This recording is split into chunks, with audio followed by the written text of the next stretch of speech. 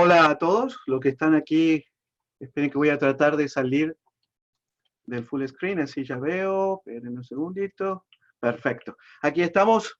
Bienvenidos a todos a este webinar. Realmente un interesante webinar donde vamos a tratar cómo ayudar realmente a los niños de los padres que están encarcelados. Y eso es, y qué hacer, ¿no es cierto? Es decir, todo lo que, los factores, los sufrimientos que... Y aquí estamos, el diácono Edgardo Faría junto con Sammy Díaz. Sammy Díaz. Con Sammy, mi predecesor, ¿cómo se le dice? Sí, El el antecesor. anterior. El que lo reclutó a él para Eso es bueno, porque la experiencia viene de muchos años, tanto de Sammy. ¿Desde qué año, Sammy, estás en el ministerio, envuelto en este ministerio? Como del 80 y pico, 90, por ahí. Yo estoy envuelto en el 98 y de aquí hacia adelante y viene toda una historia, un proceso, una jornada realmente de experiencia, ¿sí? Son muchísimos años. Realmente entre Sammy y el que les habla, muchísimos años de experiencia metido, inmerso en estas cuestiones, en esta problemática de todo lo que es el sistema. Así que le damos la bienvenida a todos y tenemos preparado un PowerPoint para todos los que están viendo. Muy importante para que vayan viendo, porque el que quiera al final escribe un email para poder, y yo se los doy, se los paso. No hay ningún problema. Está en español todo, así que vamos a hacer el share de nuestra monitor. Espero que lo pueda hacer bien. Aquí vamos. Y vamos a compartir. A ver si, ahí está. Espero que lo puedan ver. Ahí está. Entonces, para comenzar esta presentación de este webinar del día de hoy. Vamos a ver, ahí está, vamos a cambiar los settings. Listo, ahí estamos.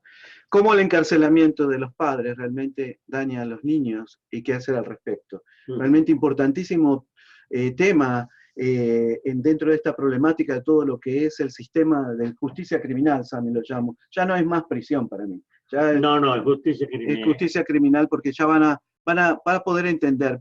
Por eso tienen que ver todo esto. Pero como siempre, yo digo que hay que comenzar todo lo que hacemos con una oración, una breve oración sencilla para comenzar este webinar y poder pedirle la ayuda a Dios a poder entenderlo y trabajar junto con Dios en este programa para poder resolver estas situaciones que Dios nos está mostrando que debemos actuar más. Entonces, vamos a tomar un momento para agradecer a Dios por esta oportunidad de estar juntos en este webinar, que estamos trabajando todos juntos para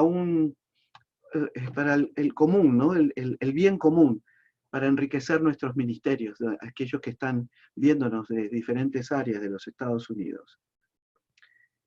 Oremos.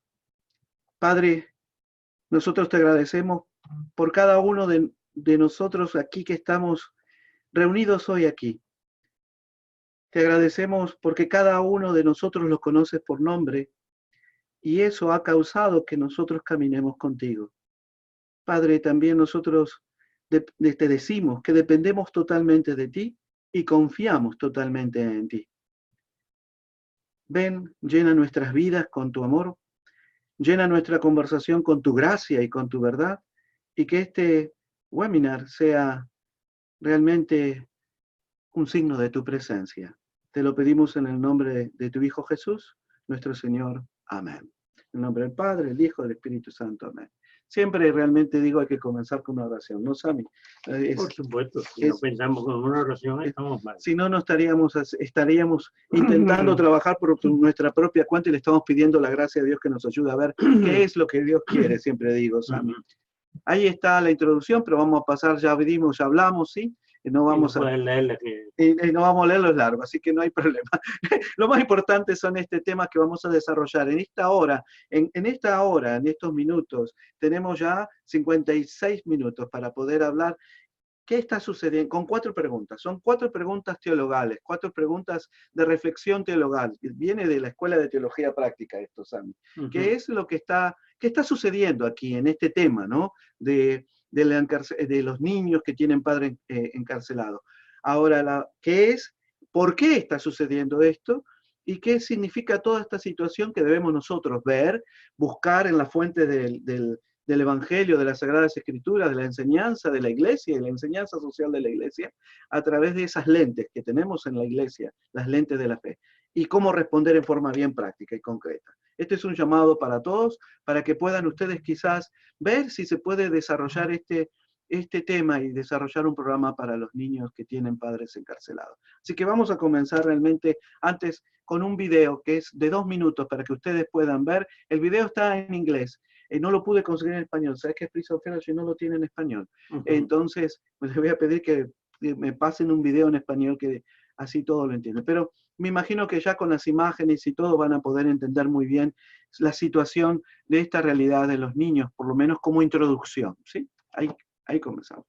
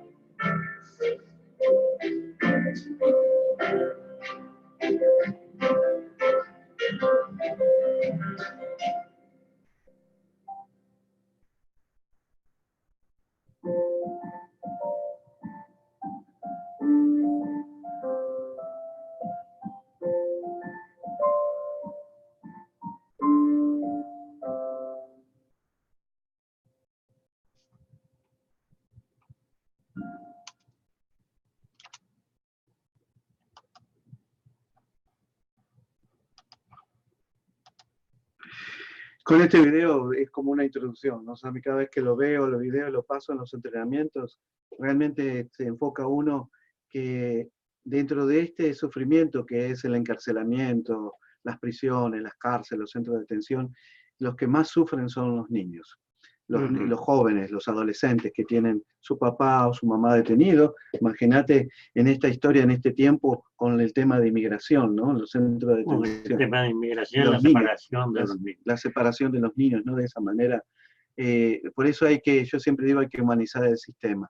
Pero ese video lo vamos a poner de nuevo lo último para poder refrescar nada más, pero les quiero dar una introducción para que puedan entender dónde estamos parados todos juntos los que estamos trabajando dentro de este ministerio, de esto que es una misión que tenemos.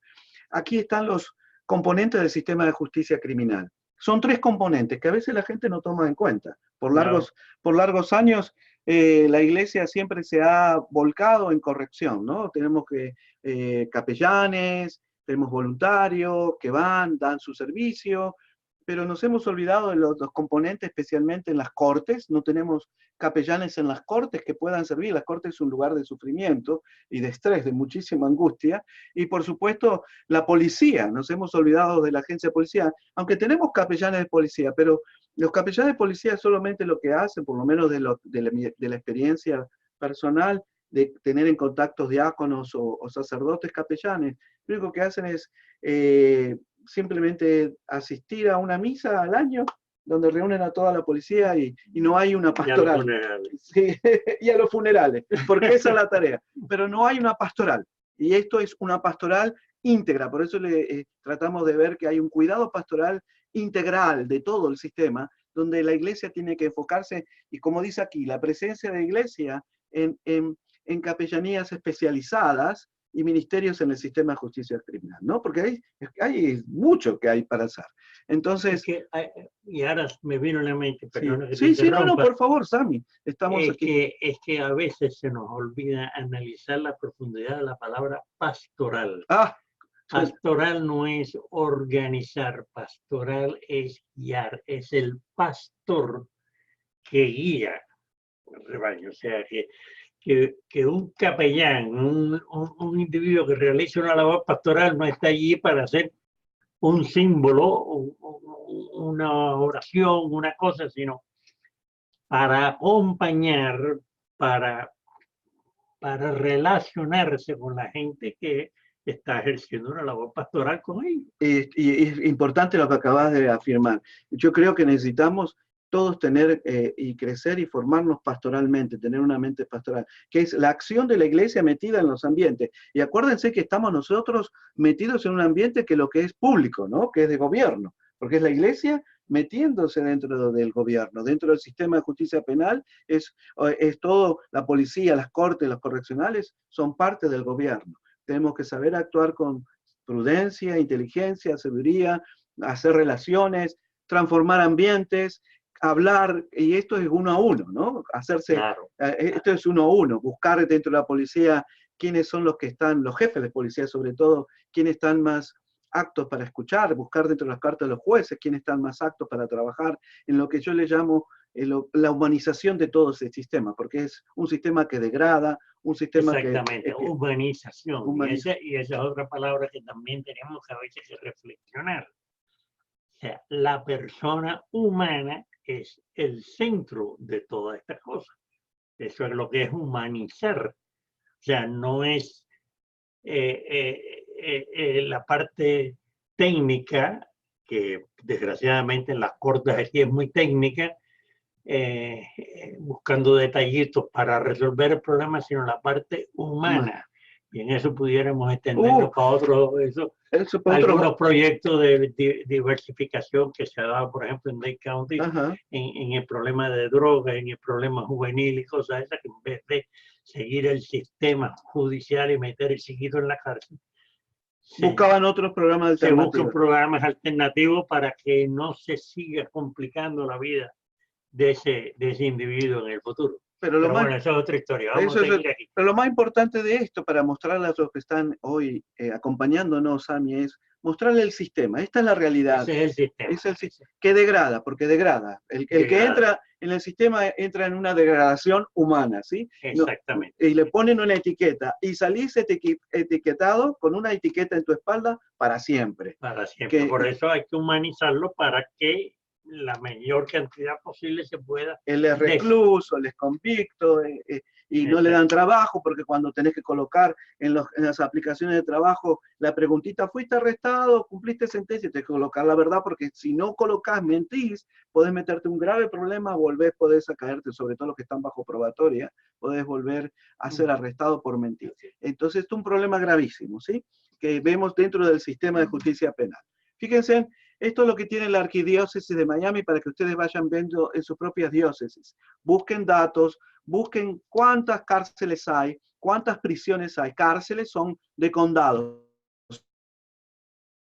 Son los que son arrestados y están cumpliendo, están esperando menos de un año, están cumpliendo esperando sentencia a juicio. Después están las prisiones donde cumplen la sentencia y están prisiones estatales y prisiones federales. Están centros de detención juveniles y centros de detención de ilegales, ¿sí? Aquí en la arquidiócesis tenemos 31 instituciones. Cada vez que veo esto digo, wow, enorme. Como decía Monseñor Felipe Esteves, es una vicaría. Él decía eso. Es una vicaría, donde tenemos ahí la realidad acompañado por casi 16, 18 sacerdotes, incluido el arzobispo, que están disponibles a ayudarnos. No es que están en un calendario regular de visita, pero sí están disponibles, más 5 diáconos, y tenemos capellanes ya dentro de la institución, la prisión federal. Por ejemplo, aquí en Federal Detention Center tenemos al padre Luis Silva. En Florida Department of Correction tenemos en en Compton o en Day Correctional tenemos a la capellana Alba Díaz, que conocemos entre los dos hace muchísimos años. Después tenemos en Florida Immigration Customer en Crown Detention Center, tenemos al diácono Guillermo Dutra. Sí, es decir que vamos aumentando, tenemos que meternos. Necesitamos el diácono Lem. Gracias Sammy, porque ese es otro también de la época. Everglades Correctional Institution, es decir que tenemos capellanes católicos que han realmente tomado estos trabajos en diferentes niveles, si ustedes ven, diferentes niveles de jurisdicciones, yo les llamo, correccionales. Una cosa totalmente diferente son las prisiones federales, las prisiones estatales, cárceles de condado, ¿lo ven? Estos tres, Miami-Dade, Broward y Monroe, los centros de detención juveniles, inmigración, y ahí hay un centro muy especializado que es un centro donde van los enfermos mentales, que el juez decide mandarlo a tratamiento para balancearlos, y después cuando ellos son balanceados, después de recibir ese tratamiento en este centro, South Florida Evaluation Treatment Center, vuelven al proceso, al proceso de juicio, ¿no? Es una experiencia única porque y es único porque ahí vienen hombres y mujeres medicados con enfermedades mentales al servicio católico, una vez al mes. Son como 50, porque no se permite más, en los espacios no lo hay. Pero es para que ustedes sepan la realidad de cómo ustedes pueden comenzar a descubrir en sus propias diócesis lo que necesitan y buscar datos. Es importante, si no, no vamos a estar hablando, no vamos a saber por dónde comenzar. Eso le estoy ya dando una idea. Otro es que estamos haciendo desde aquí es equipos de atención pastoral en las cárceles. Tenemos diferentes equipos que vienen voluntarios, diferentes parroquias. No es que, yo soy de la parroquia no sé, de Santa Marta, y entonces, pero no, trabajamos solos, no. Aquí es una sola cárcel con un equipo pastoral de voluntarios católicos que trabajan, que vienen de diferentes parroquias y que realmente es muy importante esta labor, es inmensa, es una belleza la labor, prácticamente el ministerio está basado en los laicos, Sammy. Es decir, es la sangre del ministerio, son los laicos que donan su tiempo semanalmente para poder servir y visitar las prisiones, las cárceles, los centros de detención. Laicos y laicas. Entonces, el goal que tiene cada equipo tienen un calendario de servicio donde ellos, si son 15, se van alternando. ¿Sabes que ahora? Porque ya no necesito que vayan todo el mundo semana tras semana, porque sería un montón de gente, sino que vayan alternando de 2 en 2 o 3 para que puedan tener tiempo para su familia, tiempo para su trabajo. Todo el mundo trabaja. La gran mayoría de los servicios católicos en las prisiones, cárceles, centros de detención son en las noches. Entonces se van alternando. Ellos forman un calendario. Tienen un reporte semanal, Sammy, que lo hacen online. Ajá. Eso ya tengo la data, cuántos alcanzaron, qué es lo que hablaron, está todo en online. Vayan al detentionministry.org y ahí van a tener el ejemplo de cómo ustedes pueden organizarse en sus propias diócesis. Después, siempre les invito a que ellos mismos tengan reuniones de reflexión pastoral. Vamos a juntarnos a comer algo en algún lugar. Las mujeres son muy buenas en esto porque se juntan a comer siempre en algún lugar, en las casas o en algún restaurante, y comparten sus experiencias de visitas. ¿Sí? Es importante para que ustedes puedan ver todo esto. Después viene un segundo parte, los equipos de cuidado pastoral, pero en la parroquia.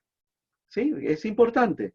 Si una cosa es en la cárcel, pero otra cosa en la parroquia. La presencia en la parroquia, Sammy, los voluntarios tienen que hacerse notar dentro de la parroquia que están trabajando en este ministerio para poder reclutar, para poder quizás acercar a un familiar que tiene una situación y puedan hablarle en confianza para acompañar el proceso, ¿sí? Y por supuesto siempre les recomiendo a ellos que por favor puedan hablar con sus párrocos para que puedan dar conferencias y talleres como programas preventivos, ¿no? Para inviten a un policía, a un juez, a un abogado, a un voluntario a hablar sobre su experiencia de prisión, aunque sea 1 hora durante el día de la semana, bajo lo que yo le llamo la bendición del párroco. es muy importante para que puedan desarrollarse. Generalmente no es solamente visitar, sino que mi experiencia la tengo que invitar a los demás. Como mi primera experiencia, Sami, cuando en el año 1998 comencé con la familia. ¿Te acordás cuando comenzamos con la familia?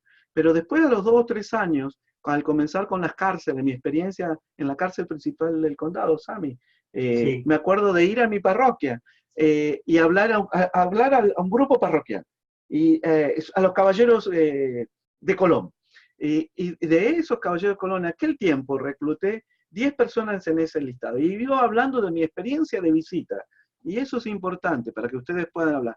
Compartan su experiencia, hablan su experiencia, compartan. Sí, porque y eso es muy importante, porque la gente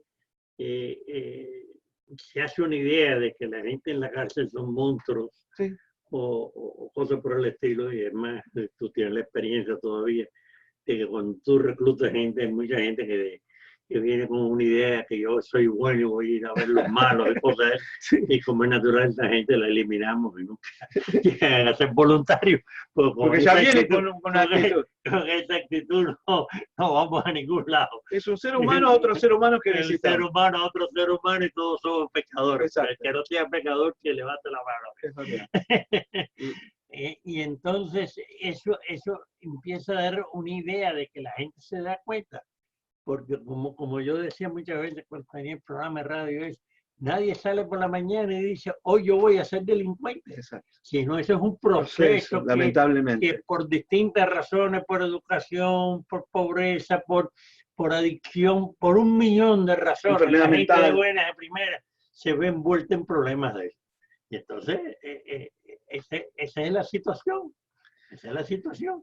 Pero esa es la realidad, lamentablemente, de nuestra sociedad. Como siempre decir, tenemos prisiones porque es la falta del desamor social, decía Sami, ¿no? No, sí. La criminalidad es la consecuencia social del desamor. Ahí está, la criminalidad es la consecuencia social del desamor, que no nos preocupamos por el otro, no nos preocupamos por lo que está pasando alrededor. Tenemos este centro, Sami, y a todos los que nos escuchan, se llama San Dimas. Estamos tratando de resucitarlo nuevamente porque nos quisieron, cuando presenté este proyecto, 2 voluntarios nos ayudaron por 1 año para ayudar a los reclusos, no sé cómo ponerle, yo hasta busco una palabra que sea delicada porque no me gusta, y familiares, ¿no? A las víctimas familiares, esto es aparte, es un programa totalmente diferente y todavía no tenemos, y consultoría y referidos a los servicios sociales que tenemos en nuestros condados o ciudades. Si tenemos que tener personas realmente preparadas, capacitadas para poder, con mucha prudencia, con madurez, para poder atender y entender las necesidades que tienen los que salen de prisión y las familias, las víctimas y los familiares. Y, por supuesto, consultoría. ¿Sabes cuál es la consultoría, Sami? Por ejemplo, en la prisión federal. Tengo que presentarme en la corte para cumplir con mi sentencia dentro de 1 mes. Una mujer llamando por teléfono, llorando, no paraba de llorar. Mis hijas, mis 3 pequeñas hijas, pequeñitas de 6, 4, 2 años, no entienden por qué yo estoy llorando y no les puedo decir qué está pasando. Entonces, ella decía, ¿cómo puedo hacer? No sé lo que viene, no sé lo que va a pasar. Y ahí hay un voluntario especializado que, por ser un ex oficial de la prisión federal y también un ex recluso de la prisión federal, metió la pata y es excelente, pero excelente, una excelente persona, da lo que es consultoría, las ayuda a entender el proceso donde van a entrar y cómo sobrevivir dentro de las prisiones. Todo eso ustedes tienen que tener en cuenta, que el ministerio es complejo, con muchas especializaciones que debemos comenzar. Pero volvemos otra vez a lo que tú dijiste al principio. Sí. Es humanizarlo. Es hablar con una persona humana sobre una situación de experiencia humana. Eso es lo que es humanizar. Humanizar. Es que a veces hay que volver al origen de la palabra. Porque y en eso en esta época del marketing se nos van las cosas. Sigue tu presentación. No, por favor, Sami, esto es un diálogo entre los dos, con tu experiencia y con tus ideas. Esto es, después de muchísimos años, realmente, Sami, se ve la necesidad, y les voy a mostrar, a ver si se muestra la flechita aquí. Por muchísimos años nosotros estamos sirviendo en las cárceles, en las prisiones, en los centros de detención, con voluntarios, con su generosidad, con su disponibilidad, con sus ganas, pero pero nos olvidamos realmente, voy a volver a nos olvidamos de las otras áreas. Programas preventivos, Sami. ¿Cómo podemos en las parroquias, por ejemplo, más de 100 parroquias, tenemos 110 parroquias en la Arquidiócesis de Miami, cómo podemos en cada parroquia alcanzarlas y hablar sobre este tema de justicia criminal, sobre todo el tema del sufrimiento, de la encarcelación, de las prisiones, de inmigración, de la gran cantidad de familias inmigrantes que no tienen un papel, un documento y están sufriendo con sus hijos, ¿sí? Aquí es toda la familia que sufre, las víctimas, toda esa cuestión de prevención. No tenemos programas, es muy difícil los programas de reinserción social, el reentry que le llaman. ¿Por qué? Porque se necesita dinero, se necesita personas capacitadas, especializadas, bien conectadas con la comunidad, Sami, y no hay tanto dinero. Y el problema más grave es que todos los que salen de cumplir sentencia, lo que necesitan es dinero, casa y trabajo. Es decir, el dinero viene por el trabajo. Conseguir trabajo es dificilísimo, porque donde ellos llenan una aplicación, por eso necesitamos más empresarios que puedan abrir las posibilidades y las puertas a ellos, donde no tengan miedo cuando ellos escriben que sí, que fue sentenciado, que fue arrestado, que puedan, o por lo menos le den la chance de escucharlo, no que eliminen su aplicación. Que les pido que eso tenemos que hablarlo, ¿eh? Necesitamos gente que pueda ir hacia la parte social, a los negocios, a los empresarios, para poder hablar de esta necesidad importantísimo. Los programas de justicia restaurativa que se habla, que no, todavía se habla en teoría todavía, Sami, en teoría. Es muy bonita la teoría, pero ¿cómo lo podemos en práctica ahí en la corte, donde pueda haber un sistema donde tanto se sienta el victimario, el agresor o el victimario y la víctima o los familiares, y puedan con un mediador y puedan comenzar las conversaciones para entender por qué esta persona hizo lo que hizo y poder entender cómo afectó lo que hizo a esta persona, las heridas que se producen mutuamente y cómo afecta. Todo eso todavía no existe. Hay muy pocos programas que todavía realizan esto dentro del sistema de las cortes. Pero hay que hacerlo, hay que comenzar a trabajarlo. Y los programas de justicia comunitaria, que a veces la gente no entiende, es toda la sociedad, todos los miembros de la sociedad, maestros, policías, abogados, teólogos, pastores, psicólogos, terapistas, todo lo que componen los profesionales de la salud, tanto mental, todos debemos estar mirando qué es lo que está pasando en esos vecindarios donde hay tantos problemas, por qué hay esos problemas. Todo eso se llama justicia comunicativa, es envolver a toda la comunidad. Es que la comunidad, es decir, nosotros... Sí, exactamente. O sea, no podemos. Y esa es una de las grandes desgracias que hay en la supercomunicación que tenemos ahora con todos los medios. No podemos separar bajo etiquetas a la gente. No. No puedo decir no porque los criminales, no porque los choferes, no porque los... No, es toda la comunidad. Es la comunidad. Toda la comunidad. Somos responsables todos, Sami. Todos somos responsables y todo se va intercambiando. O sea, no es separar. Y por eso, por ejemplo, en Dade County hace tiempo ya eliminaron el problema de la suspensión de los niños. O sea, no es el niño, vamos a suspenderlo. Entonces el niño se va para la calle y se convierte en un delincuente. No, vamos a ver cómo lo dejamos en el colegio y lo empezamos a trabajar con la familia y las circunstancias y cosas. Desgraciadamente siempre viene el problema del dinero, que no hay para suficientes psicólogos, pero con lo que hay se ha avanzado mucho. Oh, sí, Sami. Por eso tenemos que hacer eso. Y entonces esa es la mentalidad que hay que llevar a la comunidad parroquial. Pero cuando digo la comunidad parroquial hay que empezar por los distintos grupos, movimientos, asociaciones y cosas, porque de arriba del párroco para abajo no va a funcionar. Tiene que funcionar de la comunidad hacia arriba. porque fíjate, la parroquia está insertada en un vecindario, ¿sí? Claro. Está insertada en una ciudad. La parroquia tiene, todos los miembros de la parroquia tienen que conocer qué es lo que está pasando en ese vecindario, en esa ciudad, para las problemáticas, para poder ayudar, para coordinar una acción coordinada de capellanes, los guardianes, es decir, los correccionales, los jefes de policía, los juristas, los teólogos, los defensores públicos, los trabajadores sociales, los psicólogos, sociólogos, todo eso. ¿Por qué? Porque trabajamos la dimensión pastoral, muy bien en esta parte, pero nos olvidamos de la dimensión socioeducativa, Sammy. Tenemos que tener una comunidad que pueda educar a la gente, de educarnos realmente. Y una de las cosas que me asombró en una experiencia que tuve con un grupo de maestras católicas que se ofrecieron a ayudarnos en una cárcel del condado a enseñar inglés y español a mujeres, Sammy. Muy buena experiencia. Un año estuvieron ellas, pero después me abandonaron. Después abandonaron ese servicio tan precioso de poder ayudar a través del inglés, enseñar inglés o enseñar español, y la parte, ¿cómo se dice?, pastoral estaba incluida dentro de eso, pero se frustraron por lo que hay que conocer el sistema. A veces el sistema, vos decías, Sammy, siempre lo escucho, este misterio es el misterio de la frustración. Es verdad. Porque te frustra, pero no hay que abandonar. No abandonen, pero sí tenemos la necesidad de esta dimensión socioeducativa y por supuesto la dimensión legal. Son tres, yo siempre digo, pastoral, un pastor o una persona con mentalidad pastoral, una persona con mentalidad social y una persona con mentalidad legal que venga ayudando a entender toda esta problemática que ustedes ven alrededor del sistema de justicia criminal. Ahora bien, en lo que nos queda en estos media hora, nos vamos a meter ahora en el mundo que ustedes vinieron a escuchar. Esto quería simplemente para que ustedes tuvieran una visión, ¿no?, general de lo que ustedes necesitan desarrollar en sus propias diócesis, en sus propios programas, organizaciones.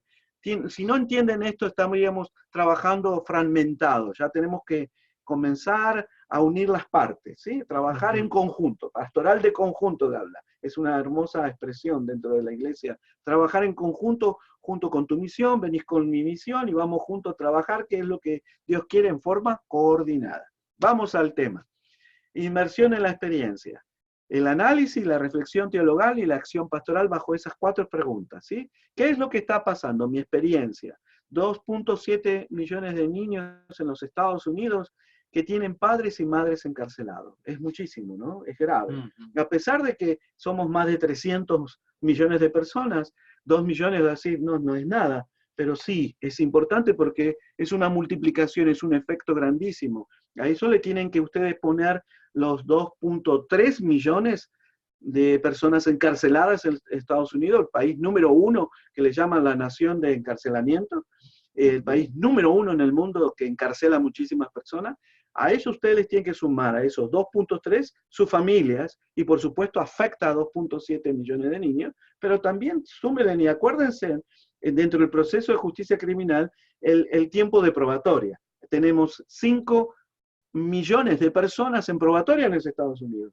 Y la probatoria es difícil. No pueden cometer, después de cumplir sentencia, estás en probatoria, 3 años, 5 años, 15 años, lo que te haya dado el juez, estar bajo probatoria es estar monitoreado constantemente con un oficial de probatoria y no podés cometer no podés romper la mínima ley que existe porque volvés a la cárcel nuevamente, viven en tensión.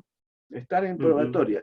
Hay una persona que conocí, Sammy, hace poquito, un empresario que metió la pata en cuestión de manejo de dinero, lo que sea, estuvo en probatoria, no te imaginas, me llamó feliz, que ya salió de la probatoria.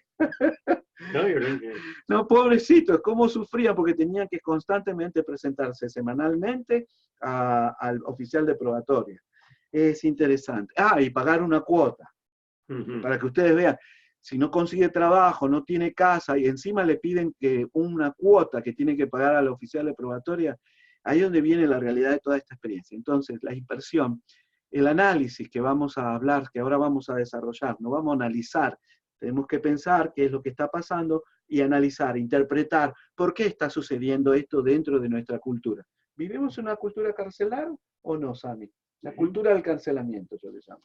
Sí, porque hay una filosofía y eso viene ya de mucho tiempo atrás, siglos atrás, que se piensa que la única forma de enmendar a un individuo que comete un delito es castigarlo. Ahí está la palabra punishment, ¿no? Castigar. Castigarlo. Y entonces la forma de castigarlo es privarlo de libertad. Y entonces, como lo fundamental es el castigo, no importa, después que recibe el castigo no importa, claro. Hemos evolucionado mucho. Antiguamente el castigo era flagelación. Flagelaciones, wow, torturas, y torturas y cosas de esas. Ahora por lo menos es menos, pero sigue siendo la mentalidad. O sea, que el término, a pesar de que desde los principios del siglo XX y eso se le llama a todos los sistemas penales, esos sistemas de rehabilitación y demás, la rehabilitación es prácticamente el nombre nada más, exacto, porque sigue siendo un sistema de castigo. Mira, y tocando ese tema, hace años atrás, 7 años atrás, subió un nuevo secretario del Departamento Correccional de Florida. Un hombre que se reunió, ¿te acordás las reuniones que teníamos en Tallahassee? Que nos reunimos todas las 7 diócesis de Florida, una vez al año nos reunimos en Tallahassee para hablar con el secretario del Departamento Correccional. En aquel tiempo este secretario nuevo dijo a nosotros: yo quiero que todos mis oficiales correccionales sean mentores de los reclusos. Él tenía una mentalidad de rehabilitación. Entonces, pero duró un año y renunció. ¿Por qué? Pues imagino la presión porque hay dos partes dentro del sistema de justicia criminal que son con mentalidad de punishment, de castigar, y hay una mentalidad que no está ganando en este momento, porque no está ganando, es la mentalidad de rehabilitación, de ayudar a la gente a humanizarla, a rehabilitarla, a darle lo que necesita para que pueda vivir su vida, ¿no? Pero en este momento estamos en una cultura de castigo, y esa las autoridades tienen esa mente. Toda persona que comete crimen tiene que ser castigada. Bueno, sí, ahí tú tienes toda la cosa de las sentencias larguísimas, de las sentencias de por vida y demás. Y uno de los problemas que ahora tú tienes, que yo no lo tenía tanto en mi época, pero en la tuya se ha agregado más, es la cantidad de senior citizens que hay presos. O sea, hay instituciones, como por ejemplo en South Florida, creo, hay una institución que es un asilo de ancianos. Exacto, y es la única cárcel prisión estatal de Florida donde mandan a todos los ancianos. Y muchos de ellos que han recibido sentencia de vida, que es injusto eso, la iglesia está en contra. Entonces están en silla de ruedas, en diálisis. Y mueren en prisión. Están en una situación, vaya, de un asilo de ancianos, vaya, tienen 70 y pico, 80 años. Pero eso mueren ahí. Es ahí donde viene toda esta problemática para una reflexión teologal. Es decir, todo esto que estamos describiendo y tratando de analizar, tenemos que volcarlo a la luz del Evangelio, a la luz de la palabra de Dios, a la luz de la enseñanza de la Iglesia a lo largo de 2000 años, la enseñanza social de la Iglesia. Los invito a que vayan a ver los principios de la enseñanza social de la Iglesia, bellísimos principios que deberíamos, con esos principios, son 7 principios que debemos aplicarlo a cualquier plataforma, política, social, de actividad parroquial, económica. Si esa plataforma no tiene estos 7 principios, no lo abarca, no sirve, no va a desarrollar a la sociedad. Entonces, la reflexión teologal y, por supuesto, cómo respondemos a esta situación de acción pastoral en bien concreta al ver esta situación de los niños. Entonces, ¿qué está sucediendo aquí? ¿Por qué está sucediendo? Fíjate, yo puse acá esta foto, y digo, pero ¿cómo? Yo puse esta foto, porque es el martillo, ¿no? Sobre el hombre sentenciado que es separado de su familia. Es importante el sufrimiento que ya causamos y además el sufrimiento económico, ¿no? Es, como decía un sacerdote que visitaba conmigo la prisión federal, entrando al hall, ahí en el Federal Detention Center, Sammy, me decía este sacerdote, que veía a los hombres sentados alrededor de mesas pequeñas, ahí 4 o 5, jugando al dominó, viendo televisión, y él decía, ¿qué están haciendo estos hombres que están sanos, que tienen su familia y necesitan mantenerlo? ¿Por qué no los ponen a trabajar? Decía él. A trabajar no adentro de la cárcel, sino ¿por qué no buscan otra manera para que estas personas sigan realmente desarrollando y cuidando de su familia? Él preocupado por eso. Pero esa es la realidad cuando uno choca frente a este sistema. ¿Qué significa esta situación? ¿Qué debemos responder? Ahora viene la cuestión. Programas para alcanzar a los niños de padres encarcelados. 3 programas que lo invitamos que ustedes puedan reflexionar. El árbol del ángel de Navidad. Lo tenías en tu tiempo, ¿no es cierto? Sí. En la experiencia que en 1998, que comencé con la familia, con Mónica y mi hija, en la que era pequeñita en aquel tiempo, comenzamos en 1998 este programa en nuestra parroquia y estuvimos con este programa por 10 años. Después siguió el grupo de jóvenes, Sami, y ahora está el grupo de los Caballeros de Colón ayudando. Es decir, que sigue una tradición en la parroquia donde estoy.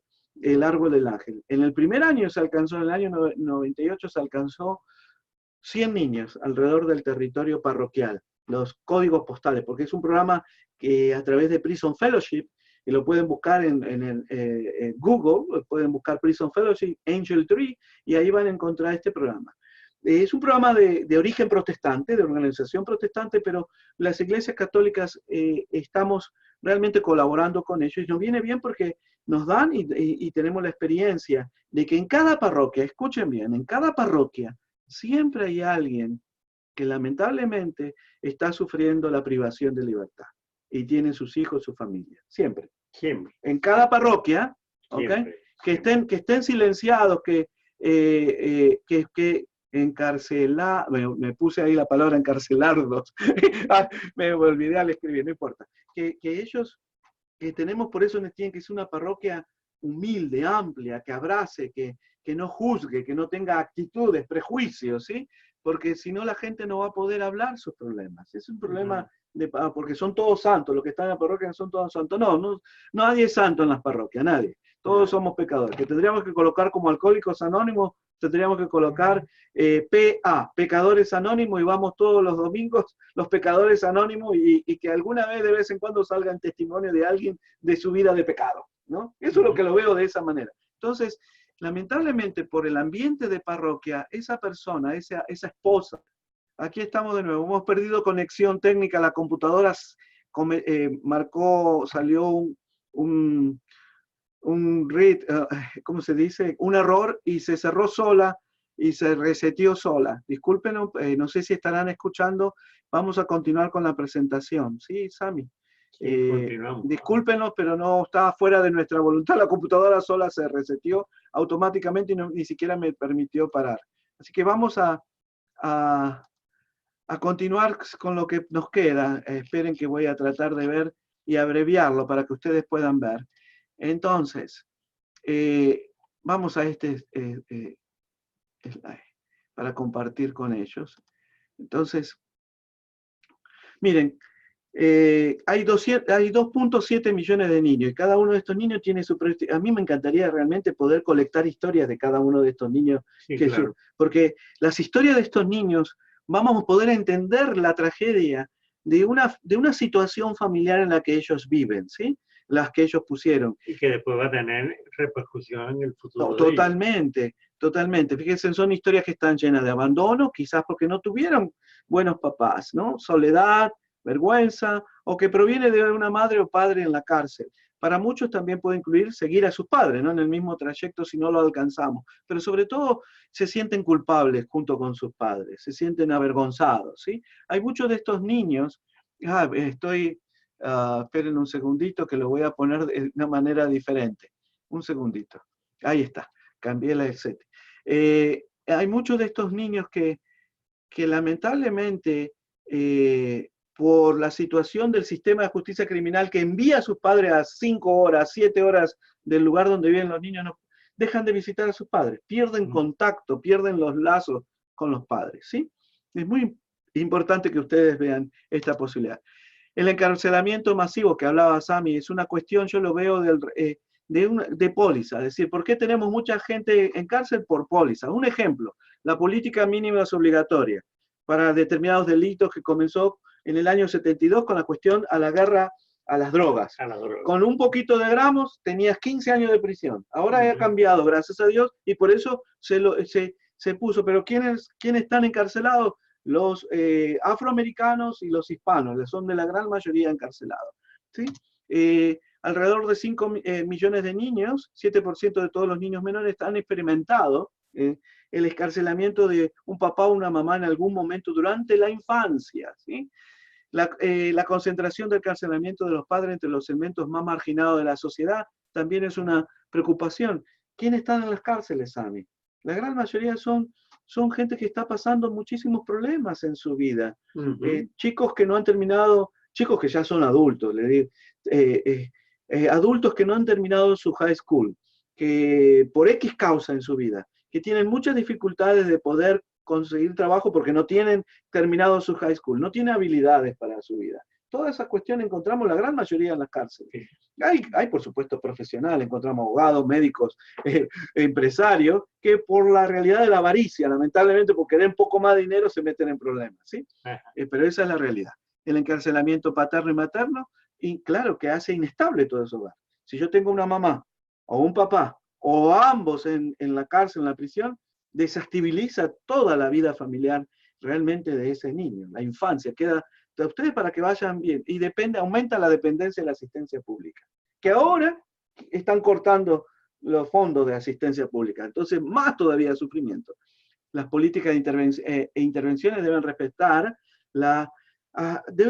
toda esta cuestión a niveles locales, ¿no? Cómo mantener y cómo balancear a este hombre que necesita cumplir con la justicia, pero también tiene una familia y necesitamos ayudarla para no empeorar más la situación y agrave más la situación de esa familia o esa persona. Los esfuerzos de excarcelación, es decir, como buscar programas alternativos que no sea la encarcelación. Y eso es un montón. Y yo siempre digo, Sami, esto, para que le quede bien claro a los que nos están escuchando en los minutos que nos quedan, siempre hay, en lo que es a lo largo de los años, de la experiencia en Argentina con mi hermano, ¿te acordás que toda esta historia mía comenzó con mi hermano, ¿no? En Argentina, es toda persona que es peligrosa para sí misma y los demás necesita ser ubicado en un lugar que no es prisión, en un lugar, llamémosle otro nombre, para que pueda recibir todo el tratamiento y todos los servicios necesarios que pueda para ser rehabilitado. ¿Sí? A una persona violenta, peligrosa para sí misma, peligrosa para los demás. A una persona que no es violenta, que ha cometido un robo, un cheque, se robó algo, ropa en la tienda, ¿no? Que lo enganchan. Los crímenes no violentos, busquemos programas alternativos, pero no lo encarcelemos. Claro. Eso es Juan Pablo II, en el año 2000, en el jubileo de las prisiones. Juan Pablo II habló de buscar alternativas. Pero claro, pero si siempre daba más resultados buscar alternativas que la prisión. Además, fíjate, y nos vamos a ir un minutico del tema. Mantener una persona en prisión cuesta 20 y pico mil. $20,000 al año. A los contribuyentes, a cada uno de nosotros.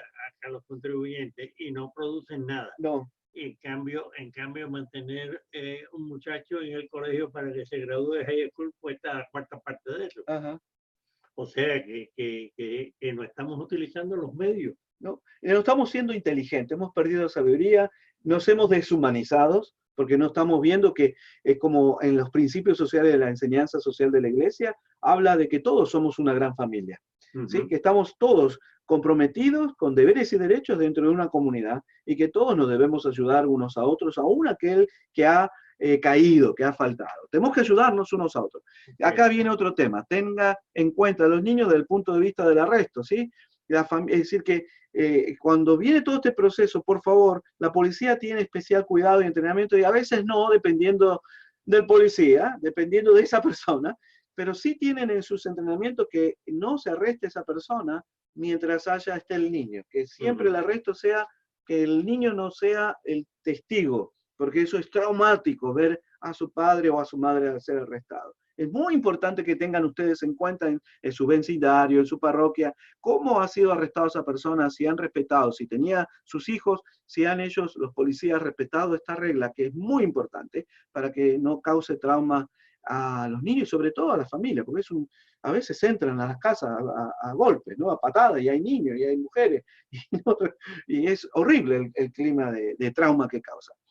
Priorice, que sea priority, ¿cómo se dice? Que sea primero siempre, que estén en nuestra mira las conexiones, los lazos familiares. Tengo que cambiar la traducción. Los lazos familiares mientras está encarcelado. Es muy importante cómo mantener los lazos familiares de este niño que no va a ver a su papá que está en la cárcel, y cómo mantener las visitas que son Pobre, es un sufrimiento las visitas, la cola, el esperar, el oficial que lamentablemente, porque todo el mundo está ansioso, entonces es dificilísimo, le dan media hora, una hora de visita, y en Broward Sheriff's Office, en las cárceles del condado de Broward, las visitas son a través de teléfono y videocámara.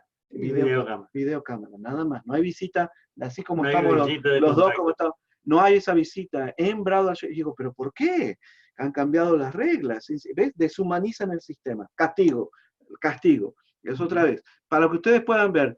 Y en las estatales en la Florida, que quedan en lugares que son muy difíciles de llegar. Y entonces la gente no puede gastarse el dinero en el viaje de ir hasta el lugar. Oh, claro, es por eso tenemos que contemplar. Fíjense, niños pobres, niños de origen afroamericano, de 1 a 14 todos los niños, de 1 a 8 niños pobres, y de 1 a 9 niños, de cada 9 niños, 9 de cada, siempre de 9 niños afroamericanos, 1 tiene un papá o una mamá en prisión. Esa es la realidad, esos son los números. A mí me encanta esta imagen de lo que le llaman, espera que voy a cambiarlo aquí, invisible bar, las barras invisibles, que a veces nos pensamos, no solamente tiene unas barras visibles, el adulto, la mujer, el papá, la mamá en la cárcel, tiene la barra, sino que también la familia tiene una barra invisible. Tiene una barra invisible. No es visible, pero sí se mantienen dentro de un encierro de vergüenza, sufrimiento, ¿cómo se le dice? Aislamiento, excluidos, se sienten excluidos. Entonces tenemos que buscar y romper eso. Dice la sentencia servida en casa, ¿no? Como ahora en un caso donde se ve a un matrimonio que lamentablemente fueron encontrados en una cuestión de lo que sea, de fraude, el juez decidió sentenciar a los dos, papá y mamá, pero le dio la posibilidad de que primero cumpliera sentencia al padre y cumpliera después sentencia a la mujer. Terminada la sentencia al hombre, 3 años, tiene que cumplir después la mujer. Y por la cuestión de los hijos, hubo un arreglo de eso, pero igualmente hay sufrimiento. Porque ahora viene la otra parte, que cuando termina la sentencia el hombre, sigue la mujer. Y los hijos, a nadie le interesa a los hijos. Por eso que viven, yo lo estoy viendo como una experiencia, si nos metemos en los zapatos, están viviendo ya una sentencia en su propia casa, aunque no esté todavía en la cárcel. Entonces, explorar alternativas de encarcelamiento, ¿sí? Por favor, hay que comenzar a asistir a la familia de los hijos del encarcelado. No nos olvidemos de esa parte. En 2.3 millones de personas encarceladas, 2.7 millones de niños. En sus parroquias siempre hay alguien que lamentablemente tiene un niño que tiene un papá o una mamá o ambos encarcelados. Los programas que reducen encarcelamiento, tenemos que comenzar a hablar, por eso es justicia comunitaria, justicia restaurativa, pasar de intervenciones centradas a los padres a intervenciones dirigidas a los niños, ¿no? Siempre estamos preocupados, ok, vamos a intervenir, vamos a ayudar al adulto que está encarcelado, pero tenemos que pasar que ese adulto que tiene hijos, tenemos que enfocarnos más en los hijos para que ese hijo nos siga los caminos del padre y podamos trabajar junto con los padres para que esa relación se mantenga después de que cumpla sentencia, lo que sea. Eso es lo que me queda nada más que 1 minuto. Equipo pastoral, Angel Tree. Escriban un email, nosotros le enviamos la información de cómo armar este programa programa del ángel, el árbol del ángel en su parroquia para alcanzar a los familiares en Navidad. Un programa bellísimo, que envuelven a toda la comunidad. Imagínense a toda la comunidad, en toda la misa, trayendo regalos. Asistiendo a las familias de los reclusos y escuela para padres y madres encarcelados. Si podemos tener una escuela, un parenting school, en las prisiones, en las cárceles, ¿sí o no, Sammy? Para ayudarlo a mantener. Aquí tienen los libros que hemos tratado: Children Incarcerated Parent, Parent en Prisiones, Parent in Prison, Addressing the Needs of Family, y How to Run Angel Tree in Your Church. Es decir que tienen todos los libros, las fuentes. No tenemos tiempo, discúlpenos por ese problema técnico de la propia computadora que se desconectó sola y se reseteó y volvió, así que perdimos un poquito de tiempo, pero aquí está. No se olviden de esta imagen, de esta niña visitando a su papá con la mano en el vidrio, que están separados, ni siquiera visita de contacto, por teléfono pueden hablar, y esas manos pequeñas que está pidiendo que oración por su papá, por ellos mismos, que lo ayudemos. Nunca se olviden realmente de esta área tan importante dentro de lo que es prisiones, que hay niños que están sufriendo el encarcelamiento de sus padres. Y vamos a rezar todos juntos para terminar. Les agradecemos, Ami, gracias por todo. Así que, gloria al Padre, al Hijo y al Espíritu Santo, como era en un principio, ahora y siempre, por los siglos de los siglos. Amén. Envíenos si tienen más información, preguntas, un email y le enviamos el PowerPoint y todas las guías. Discúlpenos esta interrupción que hubo técnica, espero que haya podido seguir la grabación y que ustedes se hayan mantenido esperando a nosotros. Que Dios los bendiga. Gracias.